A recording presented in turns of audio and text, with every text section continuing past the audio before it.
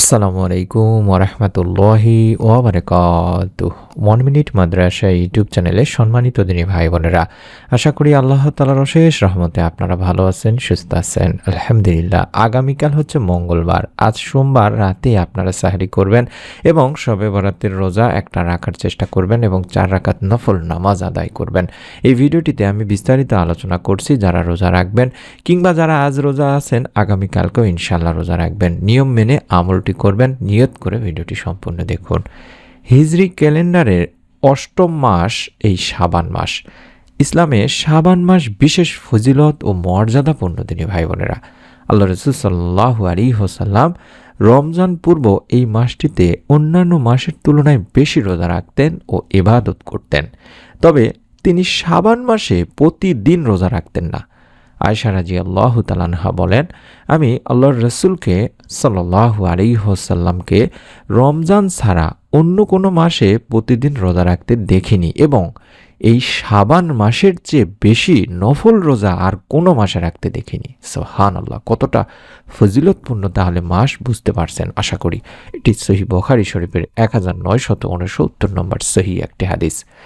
আব্দুল্লাহ ইবনে আবি কায়েস রাদিয়াল্লাহু তাআলা আনহু বলেন, আল্লাহর রাসূলের সাল্লাল্লাহু আলাইহি ওয়াসাল্লামের কাছে অন্যান্য মাসের তুলনায় এই শাবান মাসে নফল রোজা রাখা বেশি পছন্দনীয় ছিল। এটিও সুনানে আবু দাউদের একটি হাদিস। আরেকটি হাদিস থেকে শাবান মাসের রাসূল সাল্লাল্লাহু আলাইহি সাল্লামের বেশি রোজা রাখার কারণও জানা যায়।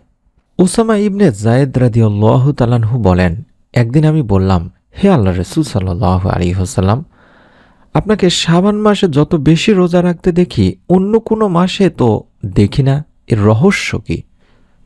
উত্তরে তিনি বললেন, রজব ও রমজানের মধ্যে এই মাস সম্বন্ধে মানুষ উদাসীন। এটা তো সেই মাস যে মাসে বিশ্বজাহানের প্রতিপালকের কাছে মানুষের আমলসমূহ পেশ করা হয়। তাই আমি পছন্দ করি যে রোজা অবস্থায় আমার আমল আল্লাহ তাআলার কাছে পেশ করা হোক। এটিও সুনানে নাসাই শরীফের একটি হাদিস। দিনী ভাই বোনেরা, আল্লাহর রাসূলকে অনুসরণ করে আমাদেরও কর্তব্য হবে এ মাসে বেশি বেশি রোজা রাখার চেষ্টা করা। বিশেষত আমি আমার সম্মানিত মা ও বোনদেরকে, ভাইদেরকে বলে থাকি, প্রতি চন্দ্র মাসের 3টি করে রোজা রাখবেন। সেই 3টি রোজার ধারাবাহিকভাবে আজ সোমবার যারা রোজা আছি বা আছেন এবং আইয়ামে বীজের যে রোজা যেগুলোকে বলা হয়, অর্থাৎ শাবান মাসের এই আইয়ামে বীজের রোজা 13, 14 ও 15 তারিখ। দিনী ভাই বোনেরা, শাবান মাসে 13, 14, 15 তারিখের রোজা রাখা উচিত প্রত্যেকেরই। এটা ছিল নবীজি সাল্লাল্লাহু আলাইহি ওয়াসাল্লামের সারা বছরের আমল।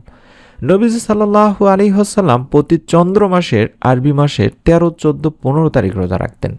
বছরের অন্যান্য মাসগুলোতে না পারলেও অন্তত এ মাসে এই সুন্নতটি পালন করার চেষ্টা করা আমাদের উচিত, যেন রোজা রাখায় বা রমজানের রোজা রাখায় অভ্যস্ততা তৈরি হয় এবং রমজানের রোজা রাখা আমাদের জন্য সহজ হয়। দিনী ভাই বোনেরা, বিশেষ করে যারা রোজা রাখতে ভয় পান তাদের জন্য আমি অনুরোধ করব, আপনারা অবশ্যই আজ যারা রোজা ছিলেন, আমি গতকালকেও ভিডিও দিয়েছি সোমবারের রোজা রাখার জন্য।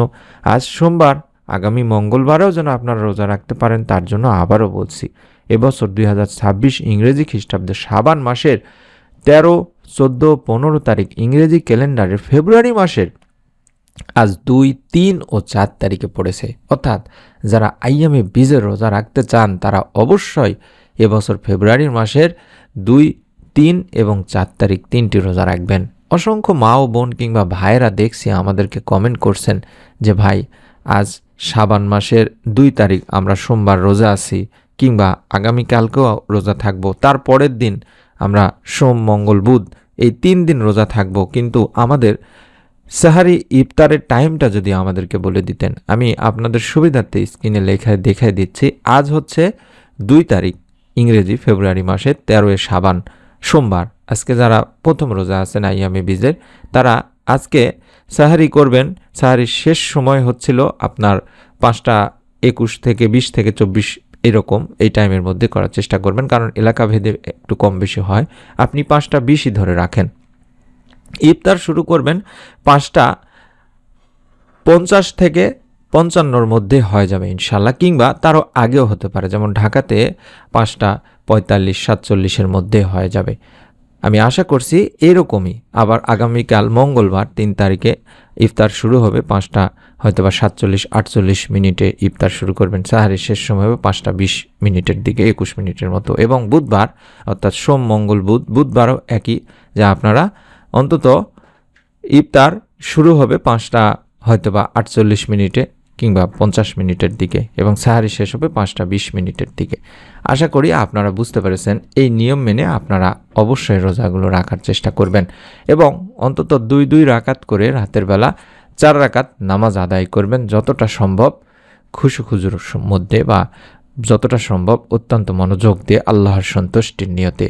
আশা করি আল্লাহ তাআলার কাছে আপনারা যদি আমল করেন, রব্বুল আলামিন ইনশাআল্লাহ এর উত্তম প্রতিদান দেবেন এবং বেশি বেশি করে দরুদ ও ইস্তেগফারের আমল করবেন, অর্থাৎ আল্লাহুম্মা সাল্লি আলা মুহাম্মাদি ওয়া আলা আলি মুহাম্মাদ, আল্লাহুম্মা সাল্লি আলা মুহাম্মাদি ওয়া আলা আলি মুহাম্মাদ, এভাবে আমল করবেন এবং ইস্তেগফার পড়বেন, আস্তাগফিরুল্লাহ আস্তাগফিরুল্লাহ আস্তাগফিরুল্লাহ, এভাবে যত বেশি পড়া যায় অন্তত 100 বার দরুদ এবং ইস্তেগফারের আমল করবেন। আশা করি আপনারা অবশ্যই এই আগামীকাল মঙ্গলবারও আপনারা একটু রোজা রেখে আমল করবেন। যারা আজ রোজা ছিলেন আলহামদুলিল্লাহ, যারা রোজা থাকতে পারেনি আগামীকালকে অবশ্যই রোজা রাখার চেষ্টা করবেন এবং পরের দিনও রোজা রাখার চেষ্টা করবেন। এর মধ্যে আপনার শবে বরাতের যে রোজা রয়েছে সেই রোজাও পালন হয়ে যাবে ইনশাআল্লাহ। মন থেকে নিয়ত করে আমলটি করুন বা রোজা রাখার চেষ্টা করুন, নফল ইবাদত করার চেষ্টা করুন। আপনার মতো যারা আছেন সকলের কাছে ভিডিওটি শেয়ার করে দিন।